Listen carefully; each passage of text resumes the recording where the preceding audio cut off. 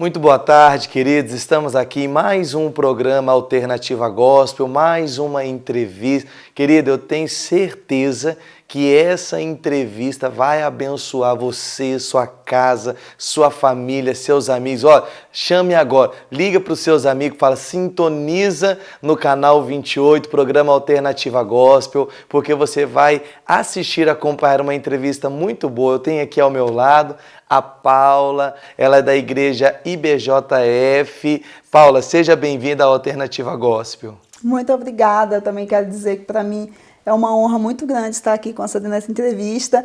E eu espero que você que está aí do outro lado possa nos assistir e que Deus possa abençoar muito a sua vida através desse tempo. Amém. Você vai compreender que a Paula ela tem um ministério muito bom, importante. É um ministério que trata da alma, né? Paula, conte para nós, assim, qual foi o chamado de Deus? Por que você resolveu se envolver com esse ministério? Eu sempre falo que era assim, algo que eu jamais imaginei talvez que eu fosse fazer, fosse trabalhar com cura, com libertação, até porque da raiz que eu vim do Evangelho, a gente não lidava muito com isso. Nem ouvia falar. Nem ouvia falar muito, né? Mas pela minha própria necessidade, foi buscando cura, buscando libertação para a minha alma, que eu descobri que era isso que eu queria fazer. Eu sempre costumo falar, aonde você foi ferido, Deus vai te usar para curar. Foi a sua história, então? Foi a minha história. Então, quando há mais ou menos 5 anos atrás, eu passei uma dificuldade muito grande na minha vida, que foi a perda de um filho que eu tinha de 2 anos e 3 meses.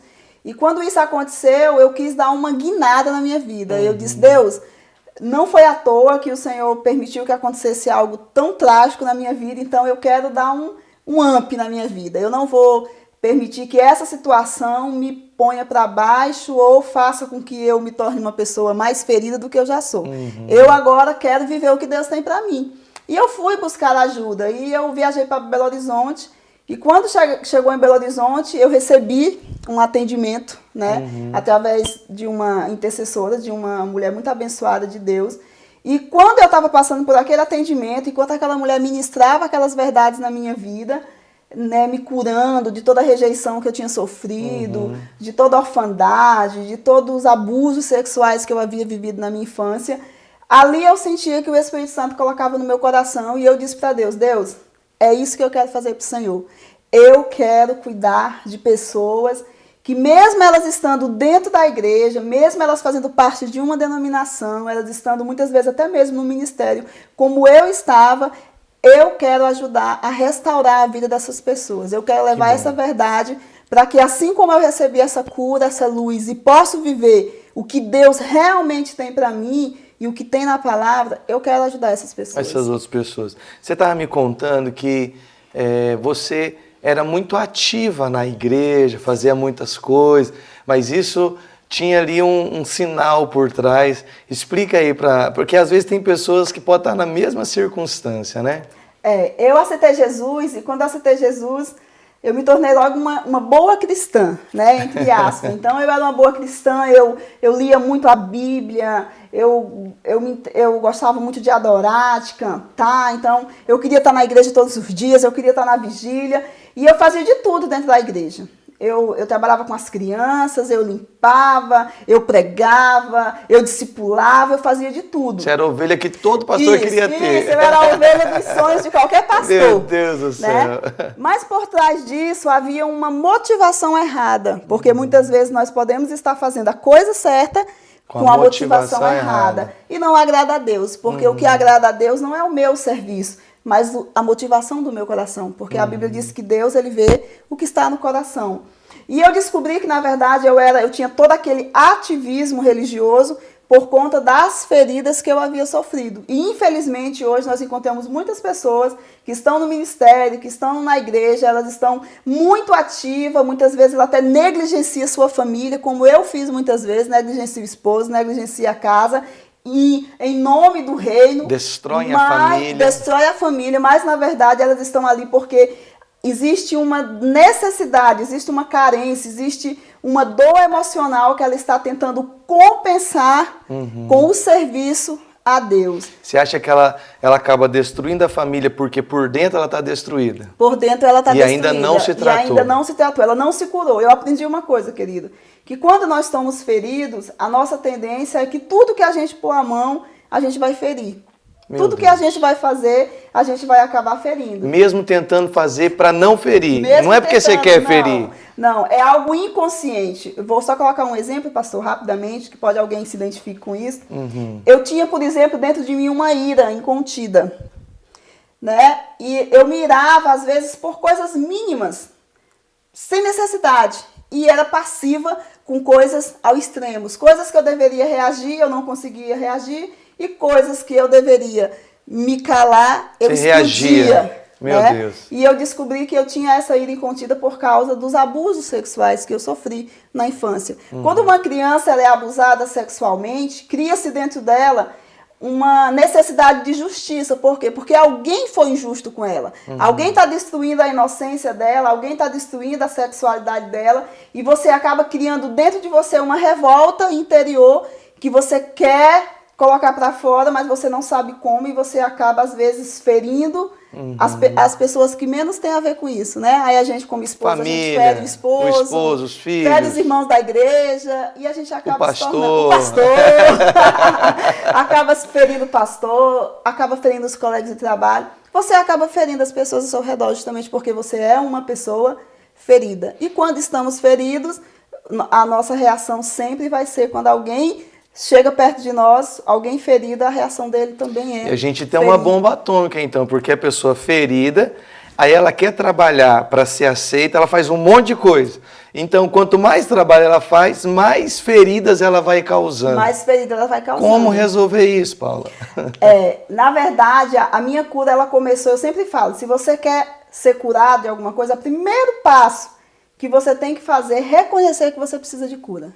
Fala de novo isso, porque eu acho que às vezes as pessoas precisam ouvir isso, que é difícil. A primeira coisa que nós precisamos fazer para sermos curados, libertos, para sermos realmente, querido, aquilo que Deus criou para você antes mesmo de você nascer, Deus tinha um plano para você, tem um plano para você. O que você tem que fazer é reconhecer que você precisa de cura. Então, eu precisei enfrentar que mesmo eu sendo cristã, mesmo eu estando dentro da igreja, mesmo trabalhando mesmo eu trabalhando, eu era doente. Eu precisei enfrentar de que eu era doente da alma. Eu era rejeitada, eu era invejosa, eu descobri que eu era invejosa, eu tinha inveja da felicidade das pessoas, eu me sentia inferior às pessoas. Eu me sentia rejeitada, eu tinha necessidade de agradar todo mundo, eu não sabia dizer não. A estima lá embaixo, a minha estima estava lá embaixo, e eu tentava compensar isso com o meu modo de falar, de expressar, através das minhas pregações eloquentes, mas na verdade tudo aquilo era apenas o reflexo de um coração ferido. E eu precisei chegar diante de Deus quando Deus me quebrou através daquela situação, daquela dor, porque a Bíblia diz, querido, lá em Oséias, que o Senhor, Ele faz a ferida e Ele cura.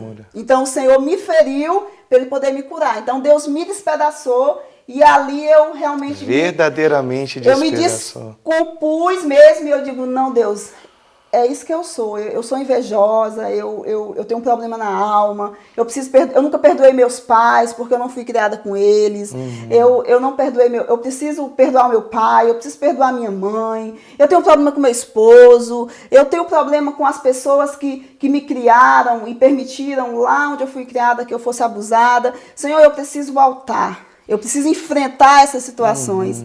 Eu sempre falo, pastor, que cura, o que é, se a gente pudesse resumir, o que é a palavra cura interior? É você trazer para frente e enfrentar uma situação que te faz sofrer. A nossa tendência quando somos feridos é fugir. É esconder. Queremos fugir. Não vamos tocar no assunto. Quantas vezes você não já fez isso? Quantas vezes o senhor, como pastor, já não deve ter ouvido isso? Não vamos tocar. E os casais? Não vamos conversar sobre isso, mas casal não faz isso, não faz isso, não faz isso. Não vamos tocar nesse assunto. Ah, aconteceu isso, você foi ferido, alguém te magoou. Ah, o seu pai te abandonou, sua mãe. Mas não vamos tocar nesse assunto. Porque o tempo curou. Querido, o tempo ele não cura nada. Não cura nada, né? O tempo ele faz com que a nossa ferida crie uma casca. Mas a sua ferida, ela continuava lá. Depois de mais de 10 anos, de 9 anos dentro da igreja, eu descobri que as minhas feridas continuavam no mesmo lugar. E chega uma hora que eu vejo que a vida, você coloca essa casca para tampar, criou uma casca, mas a vida uma hora ela vem dar uma pancada que passa a casca. E aí vai doer mais. Com certeza. Né? Vai doer muito mais. Querido, você está entendendo a importância dessa entrevista? Eu queria que você, que não ligou, ligue agora, porque essa entrevista nós vamos ter ela hoje, vai continuar no próximo programa e talvez você conheça pessoas que estão passando por essas circunstâncias. Aí, Paula, você foi para Belo Horizonte, começou ser tratado, seu processo, e Deus despertou o seu coração.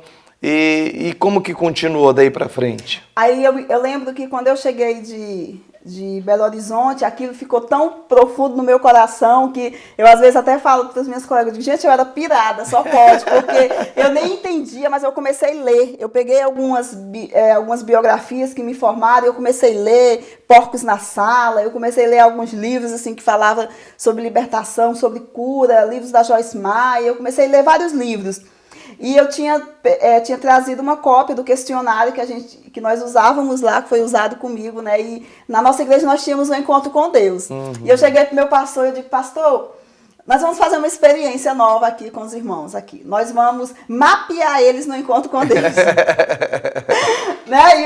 E o pastor estava todo empolgado, porque eu tinha viajado, então ele me abençoou. Então tá, Paulo, vamos para o encontro com Deus, você vai mapear. E no encontro com Deus nós começamos a distribuir esses questionários. E as pessoas marcavam e a gente montou uma mini equipe assim, de pessoas bem confiáveis, pessoas que realmente tinham compromisso com Deus, que jamais iria expor a vida de ninguém ali. Uhum. E no encontro com Deus da nossa igreja, nós começamos a dar um atendimento de 30 minutos, 40 minutos. Uhum. Ali para os encontristas, né? Sim. Quem já foi para o encontro com Deus sabe, né? Muitas igrejas têm outros nomes, mas não deixa de ser um lugar de cura, de restauração.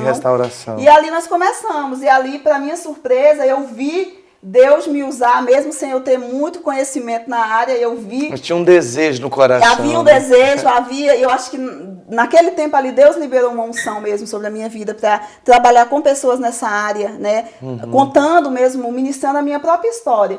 E ali eu vi Deus mesmo ali me usar para pessoas ali, eu vi as pessoas...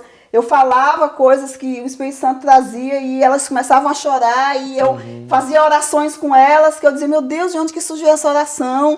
E elas saíam dali, meu Deus, Paulo, olha, o encontro com Deus é totalmente diferente. E na época, na igreja que eu estava, isso deu uma revolucionada mesmo na vida das pessoas. E aí eu continuei. Continuou, né? Ô, Paula, vamos fazer o seguinte, vamos deixar o povo com um gostinho de quero mais? Querido, nós vamos ter que dar uma pausazinha, um break, porque o tempo está acabando, mas nós vamos continuar essa conversa, né?